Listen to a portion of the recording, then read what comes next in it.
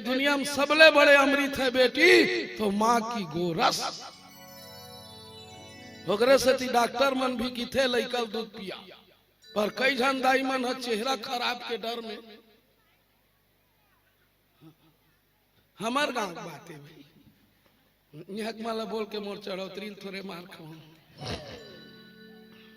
पहली डब्बा धरा देते, अजय लइका बचपन में बोतल धरे का आदत थे।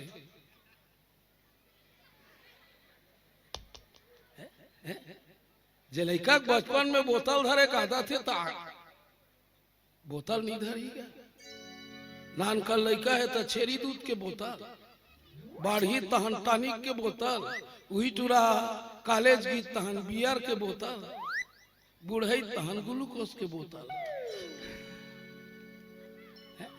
बोतल छाप लइका पैदा करे चो बैसाखीन, जिंदगी भर बोतले बोतल।